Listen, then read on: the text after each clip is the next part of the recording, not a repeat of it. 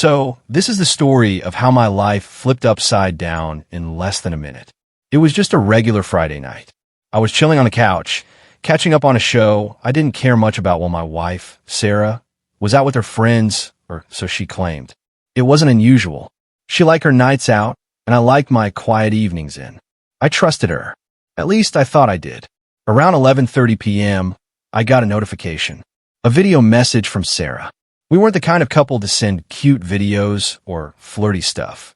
Our conversations were mostly practical, like, can you pick up milk? Or, what time's the parent-teacher meeting? So, I was a little curious, but mostly confused. I opened it. The first few seconds didn't make sense. The angle was weird, and the sound wasn't clear. But then it hit me. She wasn't talking to me. She was talking to someone else, and not in a way any married person should be.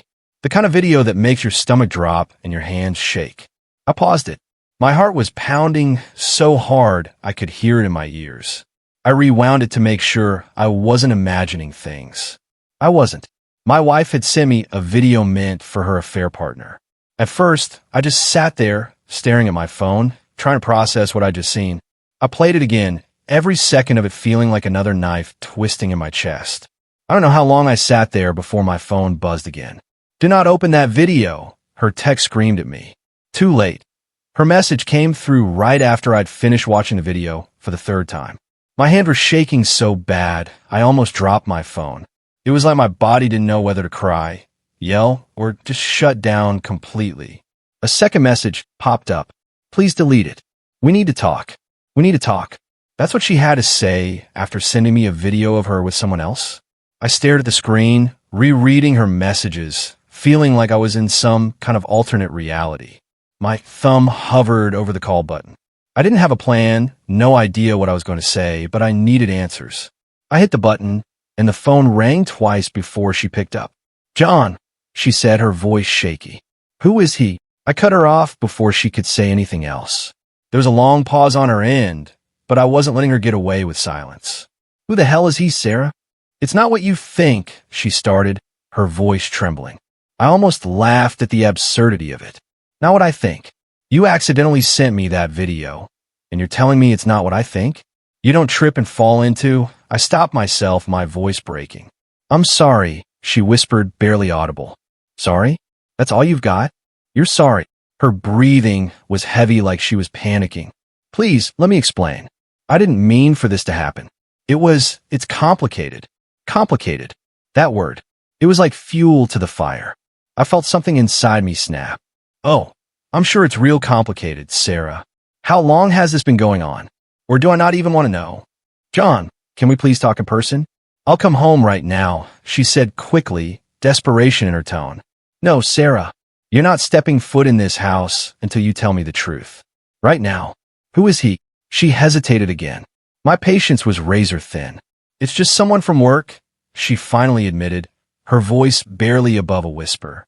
I felt like the air had been punched out of my lungs. "From work?" I repeated, dumbfounded. "It didn't mean anything," she rushed to add. "I swear, John, it was just a stupid mistake." "Didn't mean anything?" I echoed, my voice rising. "You destroyed everything for something that didn't mean anything? Do you have any idea what you've done?" She started crying on the other end of the line, but I didn't feel sorry for her.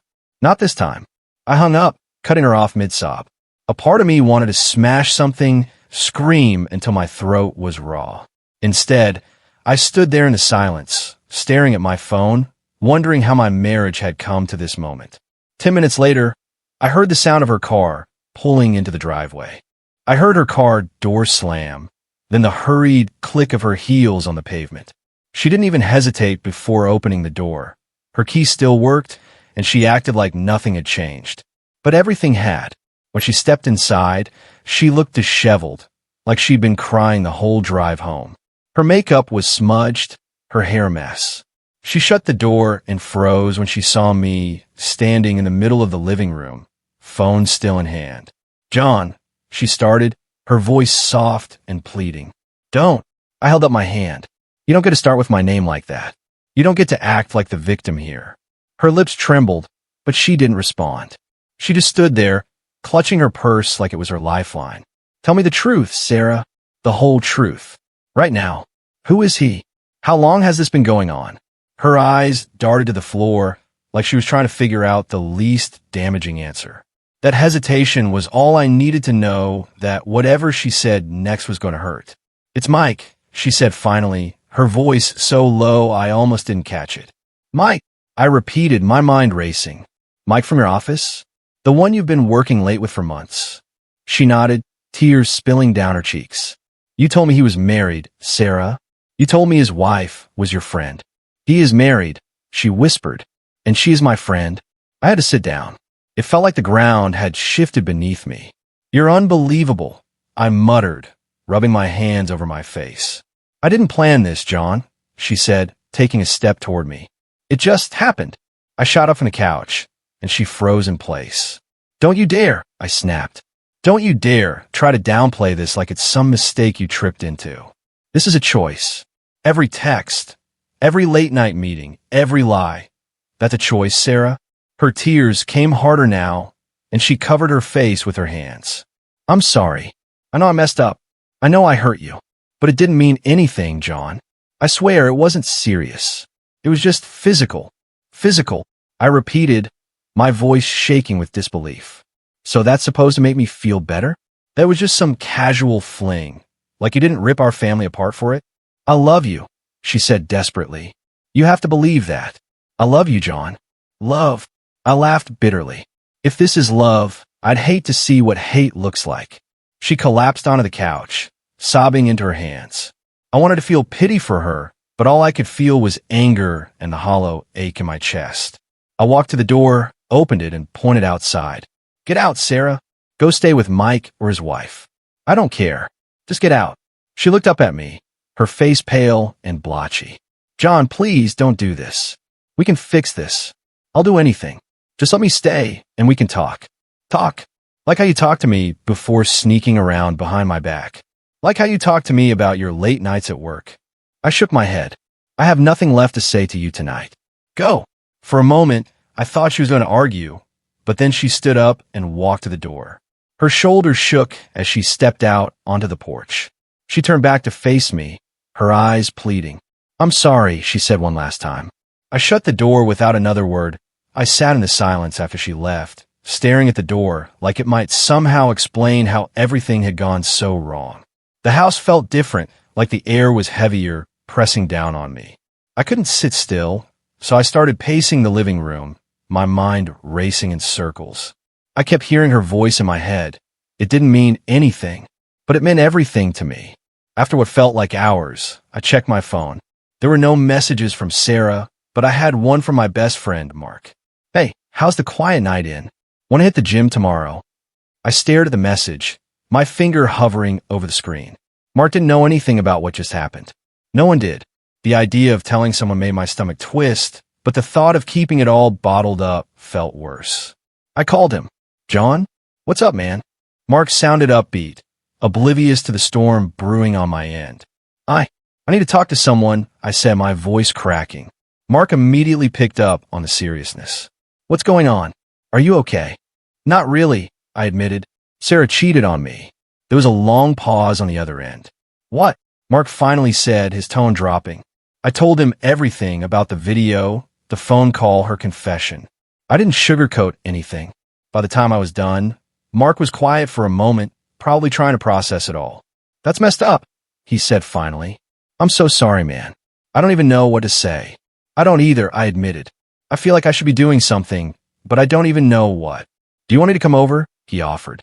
I almost said no, but the thought of sitting alone in that house any longer was unbearable. Yeah, I'd appreciate it. Mark showed up half an hour later with a six-pack of beer and a look on his face that was equal parts anger and concern. You don't deserve this, he said as soon as he walked in. We sat on the couch, and I let it all out, the anger, the confusion, the heartbreak. Mark listened, nodding occasionally, but mostly just letting me vent. At one point, he asked the question I'd been dreading. What are you going to do now? I don't know. I admitted, running a hand through my hair. Kick her out for good? Get a lawyer?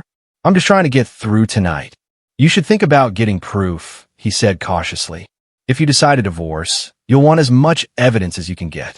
especially if there's any chance of things getting messy. I hadn't even thought about that. The idea of digging deeper into Sarah's betrayal made my stomach churn, but Mark had a point. You think I should confront the guy? I asked, the thought burning in the back of my mind. Mark raised an eyebrow. Do you really want to? It's not going to change what she did. And if he's married, his wife deserves to know before you go knocking heads. He was right, but it didn't make me any less furious. By the time Mark left, it was past 2 a.m.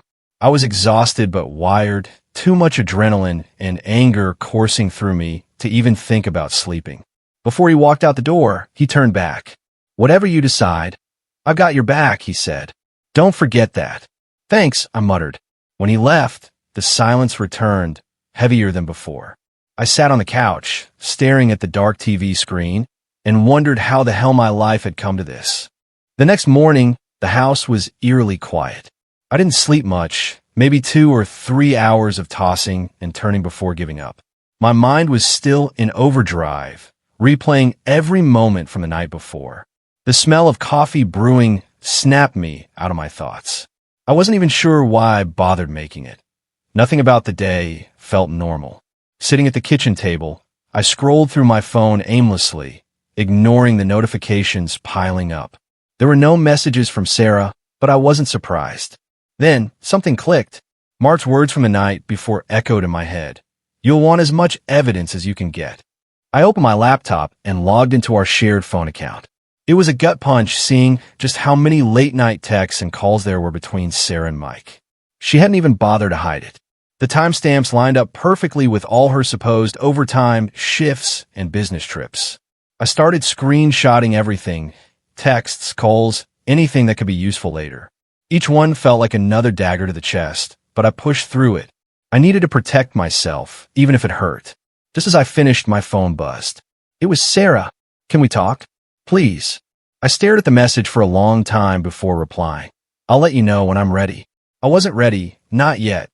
That afternoon, I called a lawyer. It was one of the hardest calls I've ever made.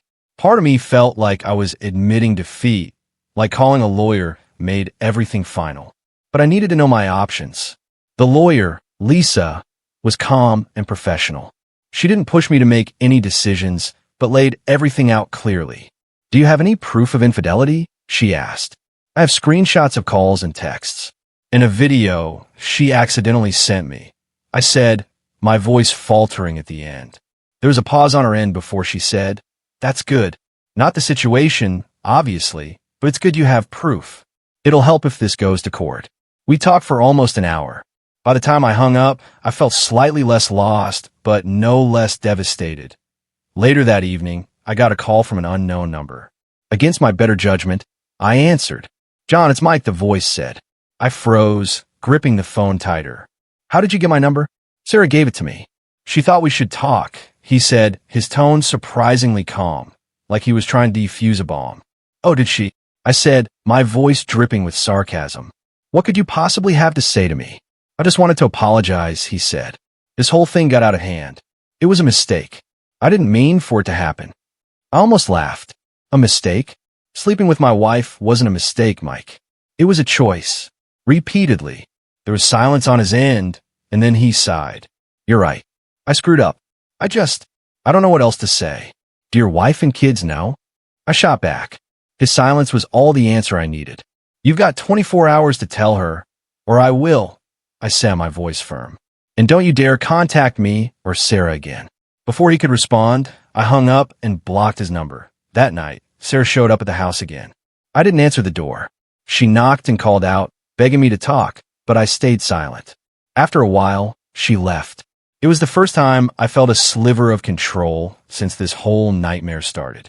The next morning, I woke up feeling more drained than ever. My mind was still racing with everything that had happened. Sarah's betrayal, the call with Mike, and the overwhelming task of piecing my life back together. I checked my phone out of habit. There were several missed calls and texts from Sarah. John, please. I just want to talk.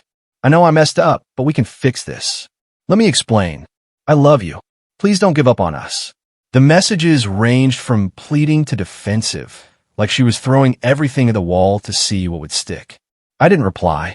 Around noon, my doorbell rang. For a second, I thought it was Sarah again, but when I opened the door, I saw a woman I didn't recognize. She was in her mid-30s, with dark circles under her eyes and a tight grip on her purse. "Hi," she said hesitantly. "You're John, right?"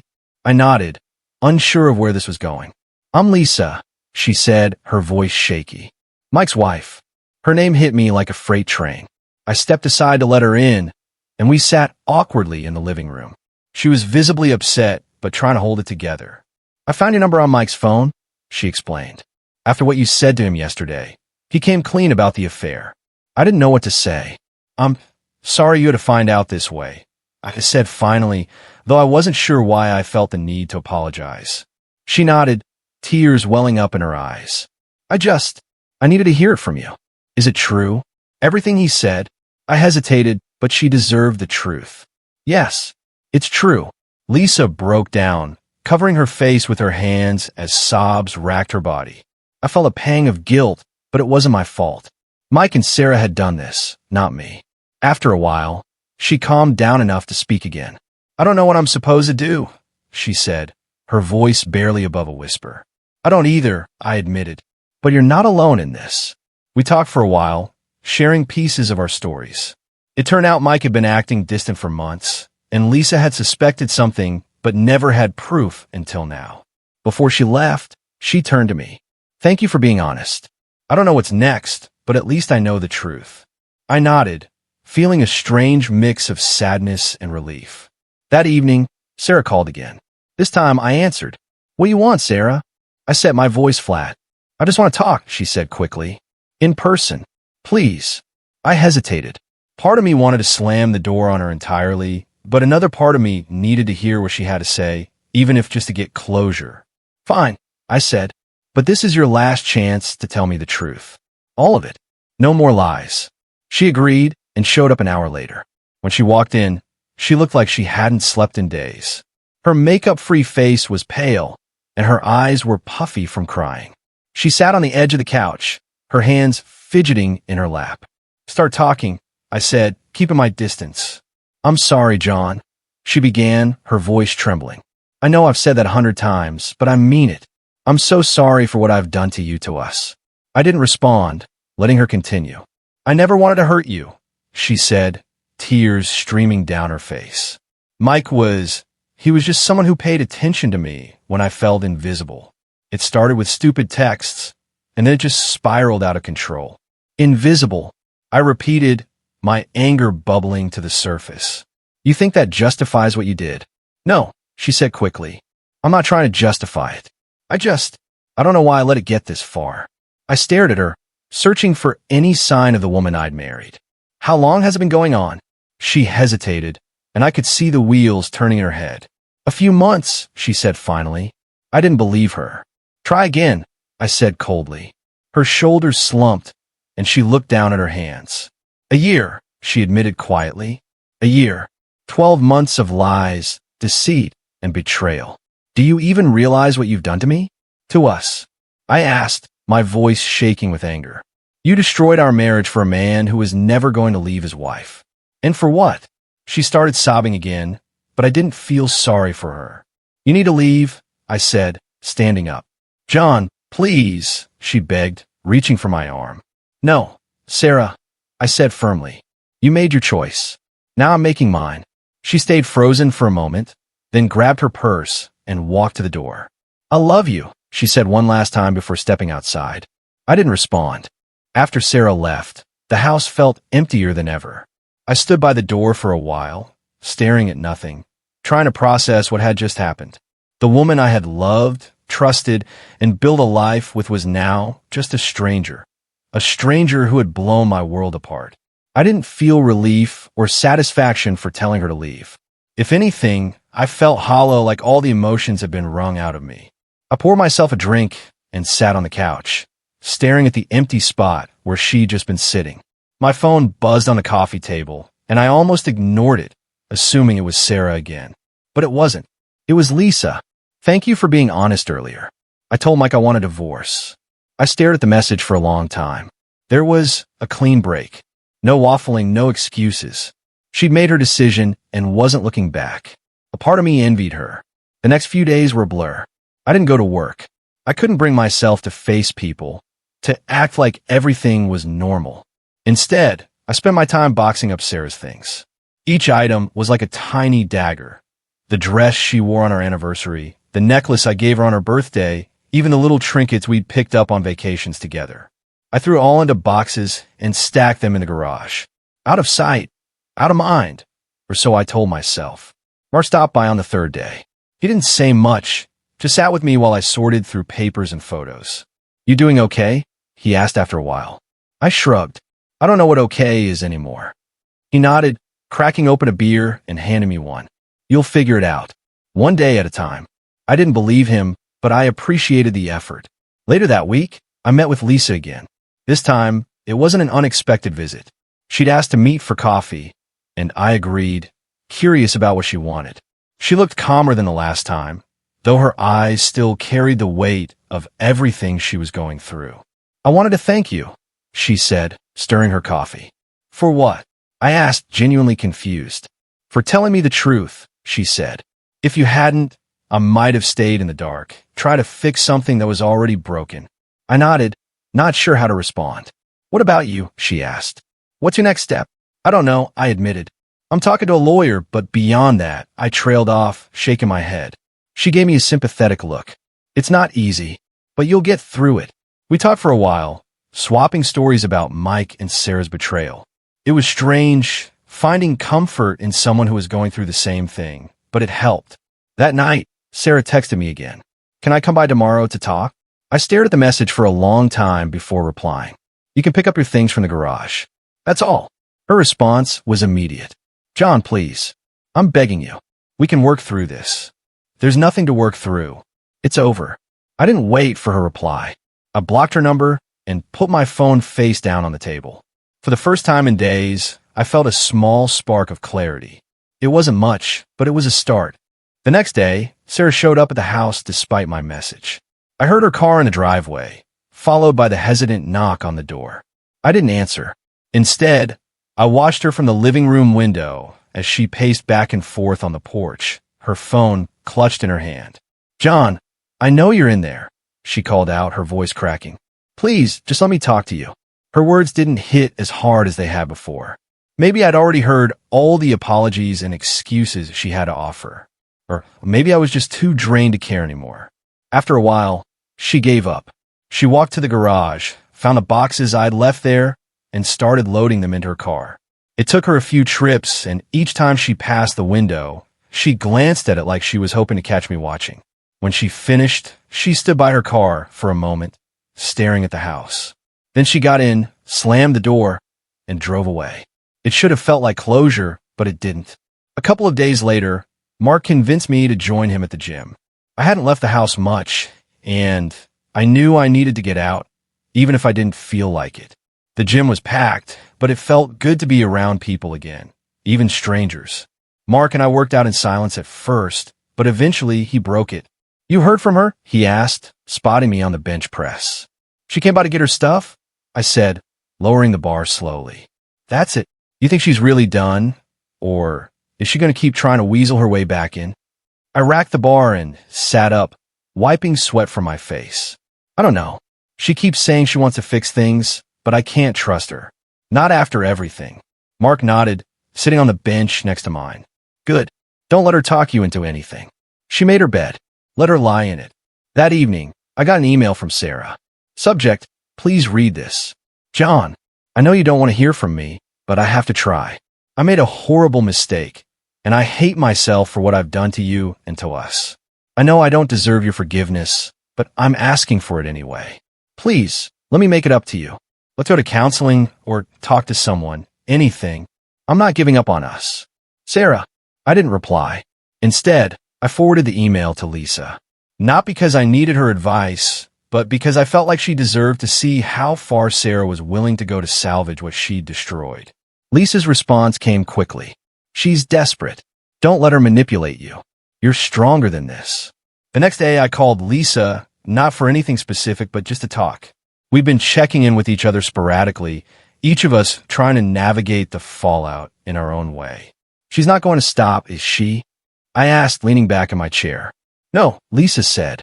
Not until she realizes she can't control the narrative anymore. And how do I make that happen? Lisa was quiet for a moment before answering. You keep moving forward. Focus on yourself, not her. She'll either figure out on her own or wear herself out trying. It was good advice, even if it felt impossible.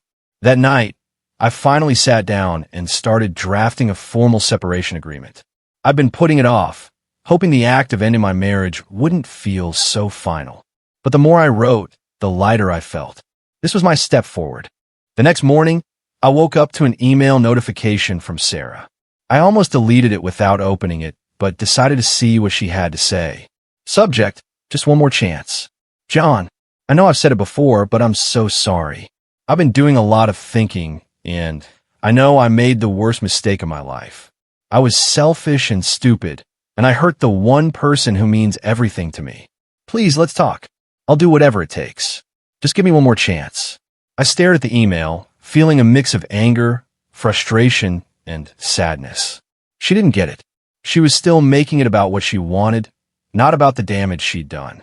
I closed the email without replying and forwarded it to my lawyer instead. That afternoon, Lisa called. Hey, I hope I'm not bothering you, she said, her voice softer than usual.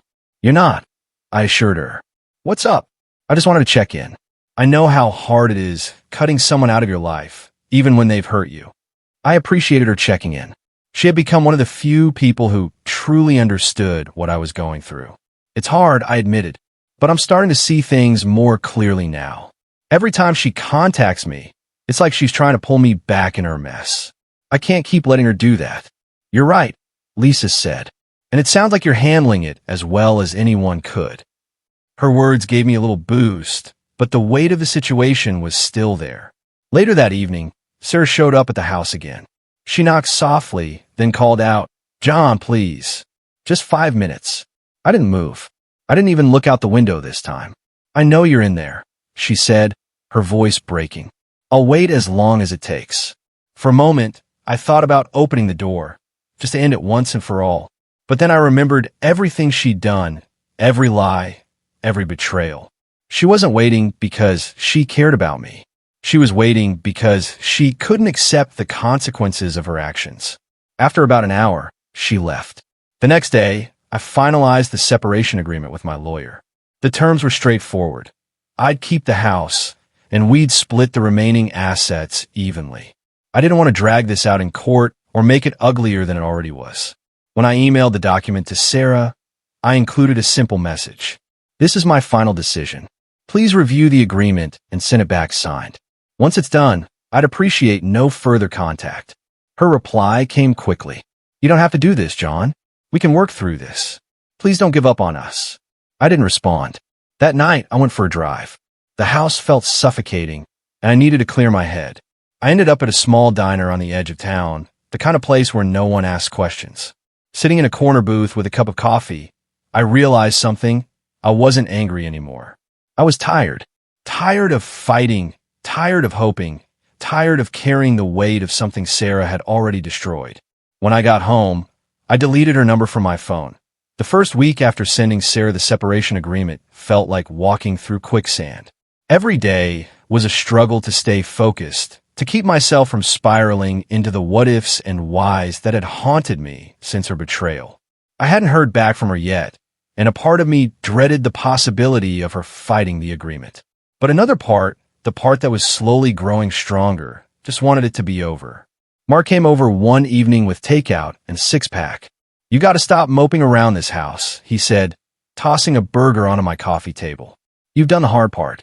Now it's time to start living your life again. I shrugged, not in a mood for a pep talk. It doesn't feel like it's over yet. That's because you're waiting for closure, he said, cracking open a beer. Newsflash, you're not going to get it from her. I knew he was right, but hearing it still stung. What do I do then? I asked more to myself than to him. You start small, he said. Go back to work, hit the gym, hang out with people who actually care about you. Build a new routine. The next morning, I decided to take Mark's advice. I went back to work for the first time in over a week. My coworkers were kind, but I could see the questions in their eyes. Everyone knew something was off, but no one asked directly, for which I was grateful. Diving into work helped more than I expected. For a few hours, I could focus on something other than Sarah and the wreckage she'd left behind. That evening, I got an email from her. Subject: I signed it. Her message was short and to the point. I've signed a separation agreement and sent it to your lawyer. I'm sorry it came to this. Goodbye, John. For a moment, I just stared at the screen, rereading the words. Goodbye, John. It felt final, like the closing of a door I'd been staring at for weeks. I didn't feel relief exactly. It was more like a quiet acceptance, a sense that I could finally start to move forward. The following weekend, Mark dragged me out to a small gathering at his place. It wasn't anything big, just a few friends, some food, and music playing softly in the background. I hadn't been around a group of people in weeks, and at first, it felt strange, like I didn't belong. But as the night went on, I found myself relaxing. One of Mark's friends, a woman named Megan, struck up a conversation with me. She was easy to talk to, funny, and didn't pry too much when I vaguely mentioned going through a rough patch. By the end of the night, I wasn't ready to dive into anything new, but I felt something I hadn't felt in a long time. Hope. The next morning, I went for a run. It was something I hadn't done in months, but the rhythm of my feet hitting the pavement felt like therapy. With each step, I felt a little more like myself again. When I got home, there was a voicemail from my lawyer confirming the separation agreement had been finalized. It was officially over. I sat on the porch with a cup of coffee, staring at the morning sky. For the first time in weeks, I let myself imagine a future without Sarah, a future where I wasn't defined by her betrayal, but by what I chose to do next. It's strange how life keeps moving even when yours feels like it's been stuck on pause. Days turned into weeks, and while the pain of Sarah's betrayal was still there, it felt less sharp, less consuming. I started building new routines, simple things at first. I went back to the gym regularly, joined a recreational basketball league Mark had been bugging me about for years, and even started cooking meals instead of ordering takeout every night. The small victories added up. One Friday evening, I was sitting on the porch with a beer, watching the sun dip below the trees when my phone buzzed. It was Lisa. Hey, she said when I answered, her voice lighter than I'd ever heard it. I just wanted to let you know, I signed my divorce papers today. That's great, I said, genuinely happy for her. It feels surreal, she admitted, but also freeing, like I finally get to move on. We talked for a while, sharing updates about our lives. Lisa had started seeing a therapist, which she said had been a game changer. You should think about it, she suggested. I wasn't sure if therapy was for me, but her progress was inspiring.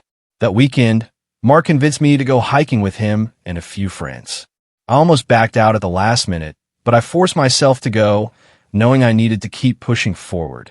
The trail was challenging, but the views were worth it.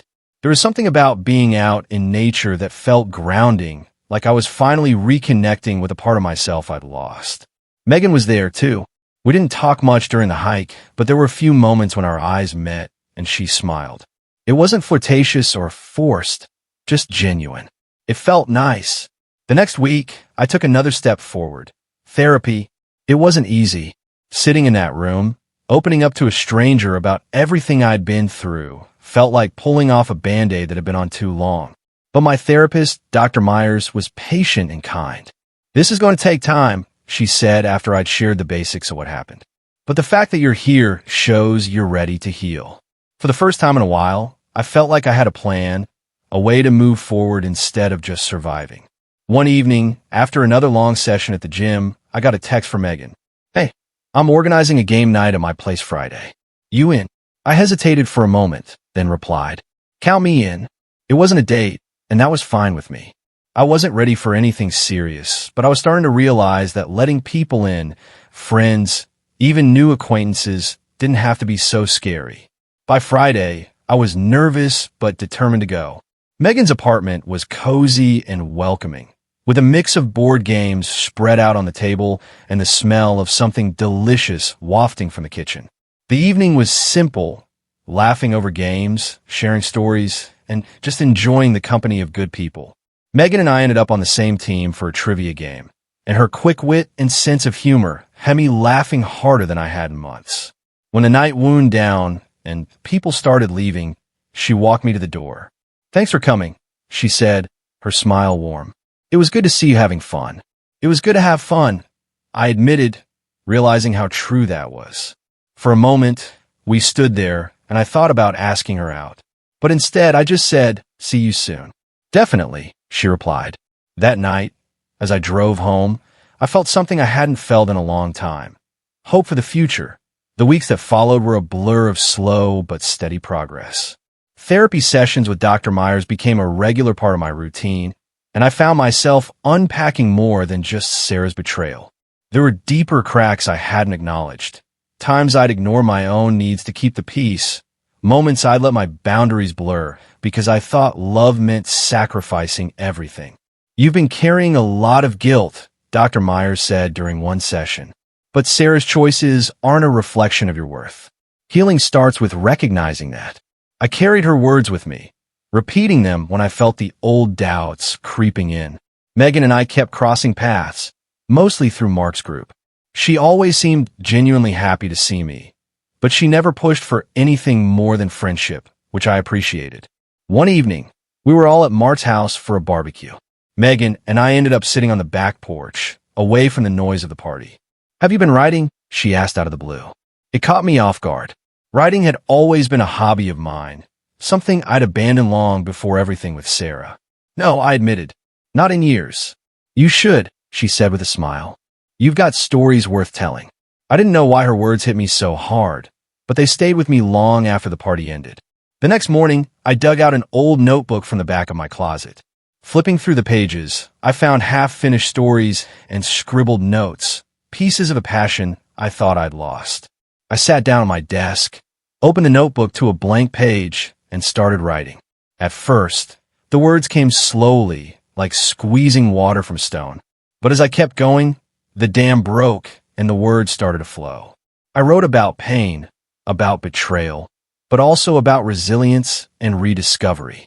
For the first time in a long time, I felt like I was reclaiming something that was mine. One evening, after a particularly productive writing session, I got a text from Megan. "Want to grab coffee sometime?" No pressure, just two friends who like caffeine.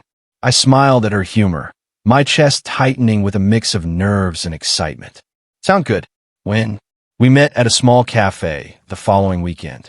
Megan was already there when I arrived, a book in hand and a latte on the table in front of her. She looked up as I walked in, her face lighting up with a smile. "Hey," she said, closing her book. "Hey," I replied, sitting across from her. The conversation flowed easily, like it always did with her. We talked about everything, books, movies, her job as a graphic designer, and my renewed interest in writing. "I want to read something you've written," she said, her eyes sparkling with curiosity. "Maybe someday," I said, laughing nervously. By the time we left the cafe, I felt lighter, like I'd taken another step towards something new. That night, I sat on the porch with my notebook, jotting down a few ideas before closing it. As I stared at the stars, I realized something. For the first time in months, I wasn't looking back. I was looking forward. A month after Megan and I had coffee, life was finally beginning to feel normal again, or maybe a new kind of normal. Work was steady, therapy was helping, and I was finding joy in the small things like my morning runs or the nights spent filling pages of my notebook. Sarah was still a shadow in the background of my thoughts, but her presence felt less suffocating. I hadn't heard from her since she signed the separation agreement, and I was starting to believe I wouldn't again. But then, one evening, I came home to find a letter in my mailbox. It was from her. I sat at the kitchen table, the envelope unopened in front of me. For a while, I just stared at it, debating whether to read it or toss in the trash. Curiosity won. The letter was short, handwritten in her neat, deliberate style. "John, I don't know if you'll ever forgive me, and I don't expect you to. I know I ruined everything, and I'll carry that regret for the rest of my life. But I want you to know that I've been working on myself, trying to understand why I made the choices I did. It doesn't excuse what I did, but I hope someday you'll find peace, and maybe, if I'm lucky, you'll find a way to forgive me. Sarah." I read it twice, then set it down. Her words didn't spark the anger or sadness I thought they might. Instead, I felt nothing. It wasn't that I didn't care. It was that I had finally reached a place where her choices and regrets were hers to bear, not mine. I folded the letter and put it in a drawer, not because I wanted to keep it, but because it didn't deserve the energy of being torn up or burned. The next morning, during my therapy session, I mentioned the letter to Dr. Myers. "How'd it make you feel?" she asked. "I don't know," I said honestly, like it's not my problem anymore. "That's a sign of growth," she said with a small smile. "You've come a long way, John. You're learning to let go." Letting go. It sounded so simple, but it had taken months of pain and work to get here. That evening, I texted Megan, "You free for dinner this weekend?" My treat. Her reply came quickly. "Only if you let me bring dessert." Saturdays sound good. Saturday evening, Megan arrived with a box of cupcakes from a local bakery. We sat on the back porch, eating and laughing as the sun dipped below the horizon. At one point, she turned to me, her expression serious. "You seem lighter," she said. "Happier." "I think I am," I admitted. We sat in comfortable silence for a while, the kind that doesn't need to be filled with words. When she left that night, she hugged me tightly, and I realized I wasn't afraid of moving forward anymore. That night, I opened my notebook and started a new story. Not about betrayal or heartbreak, but about rebuilding and resilience. Because that's what my life had become. As the weeks turned into months, my life began to take on a rhythm that felt steady and purposeful. Therapy continued to be a lifeline, a space where I could process not just Sarah's betrayal, but the patterns that had led me to compromise so much of myself in the relationship. "You've made incredible progress," Dr. Myers said during one session. "But remember, healing isn't about erasing the past. It's about learning to live with it in a way that doesn't weigh you down." Those words stayed with me, becoming a mantra of sorts. Megan and I have been spending more time together. Dinners, hikes, even a few late-night phone calls when we both couldn't sleep. She was thoughtful and funny, never pushing for more than I was ready to give. One evening, we were sitting on my porch again, a couple of beers between us. The conversation had drifted to relationships, and I found myself opening up about things I hadn't shared with anyone else, not even Mark. "Do you ever think about what you could have done differently?" Megan asked gently. "All the time," I admitted. "But I've realized it doesn't change anything. I didn't cause what happened. I can't carry that weight anymore." She nodded, her eyes warm and understanding. "That's a hard thing to accept." "It is," I said, "but it feels freeing." For a moment, we sat in silence, the only sound the soft hum of crickets. "I'm glad you're finding your way," Megan said finally, her voice soft. I smiled at her, feeling a warmth I hadn't felt in a long time. A week later, Lisa called. "I wanted to let you know I'm moving," she said. "Moving?" I repeated, surprised. "Yeah, I found a new job in Portland. It's a fresh start, and I think it's what I need." "I'm happy for you," I said sincerely. "You deserve a fresh start." "So do you," she replied. "And it sounds like you're on your way there." Lisa and I had been through the same storm, and while our paths were diverging, I felt a sense of closure. That weekend, Megan invited me to a gallery opening downtown. It wasn't something I'd normally do, but I said yes, curious to see more of her world. The gallery was vibrant and full of life, with people milling about, discussing the artwork. Megan seemed completely in her element, chatting effortlessly with friends and strangers alike. At one point, she introduced me to a small group. "This is John," she said, her voice warm. "He's a writer." I was caught off guard but didn't correct her. Maybe I was finally starting to believe it myself. Later that evening, as we walked back to her car, she stopped suddenly, turning to face me. "I've been meaning to ask you something," she said, her tone hesitant. "Go ahead," I said. "Do you think you're ready to let someone new in?" The question hung in the air, heavy with meaning. I thought about it for a moment, then nodded. "I think I am." Megan smiled, reaching out to take my hand. "Good, because I'd like to be that someone." For the first time in a long time, I felt completely at peace with where I was and where I was headed. Megan's question lingered in my mind long after that night, not because it scared me, but because it felt like the final step in a long journey. For months, I've been focused on healing, on rediscovering who I was without Sarah and the life we'd built. Now, for the first time, I felt like I could see beyond the pain, towards something brighter. We started spending more time together, and it felt easy, natural. There were no games, no pretenses, just two people learning to trust again. Megan didn't push for labels or grand gestures, and I didn't feel the need to rush. One evening, we were cooking dinner at her apartment, a cozy space filled with books, art supplies, and a small cat named Fig who had taken an immediate liking to me. "You're pretty good at this," Megan said, watching me chop vegetables. "Don't sound so surprised," I teased. She laughed, and the sound filled the room, warm and comforting. Later, as we ate, the conversation turned to the future. "Do you ever think about where you want to be in 5 years?" she asked. "Honestly, I don't know," I admitted. For so long, I thought I had it all figured out. Now, I'm just trying to take it one day at a time. "That's fair," she said, nodding. "But for what it's worth, I think you're headed in the right direction." As the weeks passed, I found myself letting go of the last remnants of anger and resentment towards Sarah. I didn't forgive her, not in the traditional sense, but I no longer felt weighed down by what she'd done. She was a chapter in my story, a painful one, but not the whole book. One day, I stumbled across an old photo album while cleaning out the garage. It was filled with pictures of Sarah and me during the early years of our relationship, smiling at the beach, celebrating birthdays, goofing around at home. I flipped through it slowly, feeling a strange mix of nostalgia and detachment.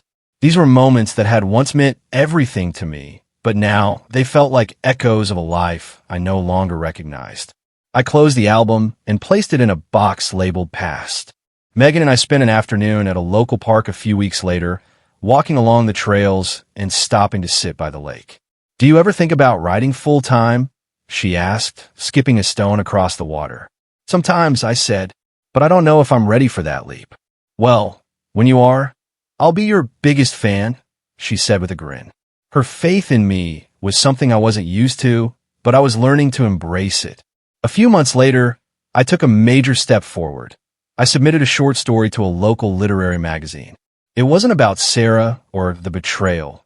It was a story about rebuilding, about finding strength in the aftermath of loss. When the acceptance email came through, I sat in disbelief for a moment before calling Megan. "They accepted it," I said, unable to keep the excitement out of my voice. "I told you," she replied, her joy contagious. "This is just the beginning." For the first time in years, I felt proud of myself. Not for what I'd survived, but for what I was creating. On the anniversary of what had been mine and Sarah's wedding date, I woke up early and drove to the mountains. It wasn't planned, but it felt like the right way to mark the day, not with sadness, but with solitude and reflection. At the summit, I sat for a long time, watching the sunrise paint the sky in shades of gold and pink.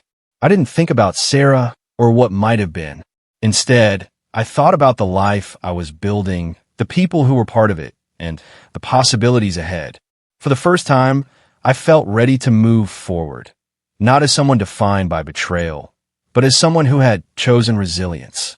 Megan and I continued to grow closer, and while the future was still uncertain, I wasn't afraid of it anymore.